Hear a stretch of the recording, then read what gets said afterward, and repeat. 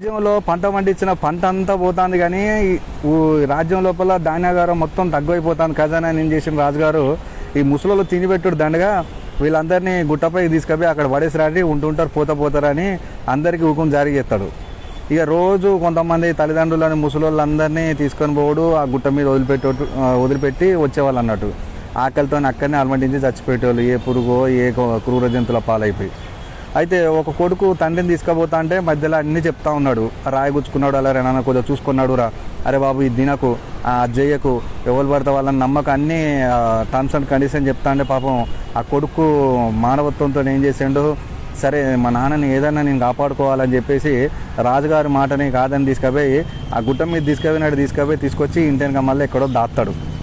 Cut చేస్తే రాజుగారు ఏం చేస్తాడంటే మంత్రి సలహా మేరకు ఒక కుండ లోపల బూడిద గుమ్మడికాయ చెట్టుని తీసుకురమ్మని చెప్తాడు.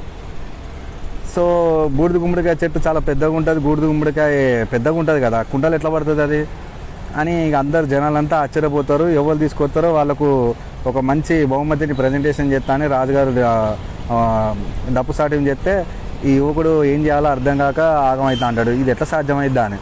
ఇంట్లో మంచం మీద ఉన్న తండ్రి ఏం చేస్తాడంటే అందరే ఉందిరా విత్తనాన్ని తీసుకొచ్చి కుండలు ఆ నీళ్ళు పోయి మట్టి పెట్టేసి ఆ కుండలో ఉన్న చెట్టు ఆటోమేటిక్గా పెడితే బూడిద గుమ్మడికాయ కూడా ఆటోమేటిక్గా బూడిద గుమ్మడికాయ కూడా అందులో ఉంటుంది, లేకపోతే కుండలు ఎట్లా పడుతుంది అంత పెద్దది పట్టదు కదా అని చెప్పేసరికి ఓకే అనుకుంటాడు. అట్నే చేస్తాడు. అది తీసుకెళ్ళి రాజుగారికి అందజేస్తాడు.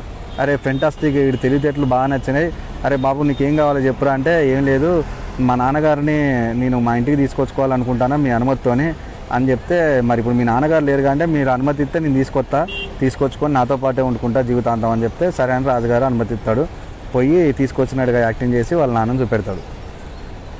ఈ కథ వల్ల మనకేమర్థమైంది, కాలు చేలు పనికి రాకపోవచ్చు, మన తల్లిదండ్రుల అనుభవాలు మన వెంటే ఉండి మనం కాపాడుతూ ఉంటాయి నిత్యం. కాబట్టి ఏంటంటే వయసు మళ్ళింది కదా అని చెప్పి వాళ్ళని చులకను చూడవలసిన అవసరం లేదు.